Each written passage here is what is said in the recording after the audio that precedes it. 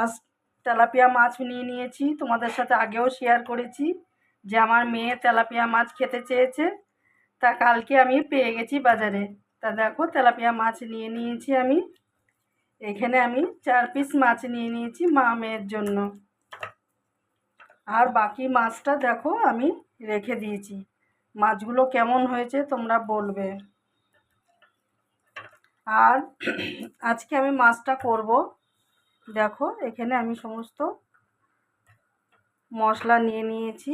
পটল আলু দিয়ে পটল দিয়ে আজকে মাছটা করব। আর মশলা দেব জিরে সর্ষে বাটা, সাথে একটু টমেটো আর 2টি কাঁচা লঙ্কা এর সাথে বেটে দেব।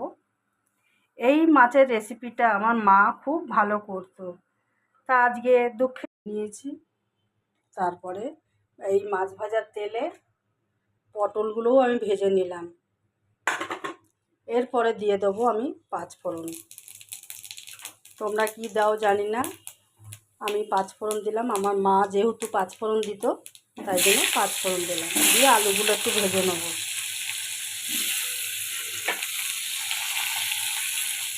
এরপরে দেখো মশলাটাও রেডি করে নিয়েছি।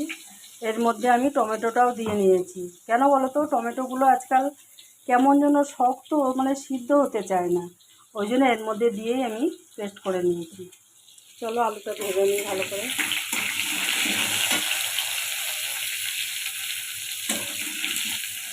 আমার আলুগুলো ভাজা হয়ে গেছে। এরপর আমি মশলাটা দিয়ে দেব। মশলাটা দিয়ে দিলাম। মশলা দিয়ে বাটিটা ধুয়ে একটু জল দিয়ে দিলাম।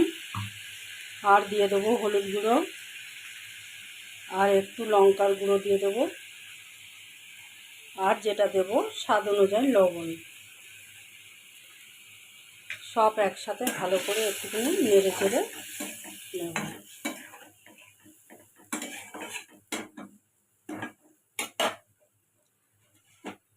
আর আমার মেয়ে এসে মাছটা ভাজা দেখে গেল, বলেছিল মা মাছটা বেশি ভাজবে না, তাই বলল ঠিক আছে।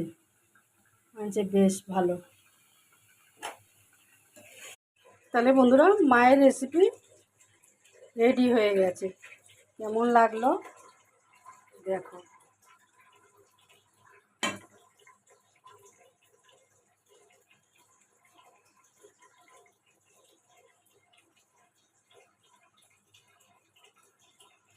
খেতেও অসাধারণ হয়েছে।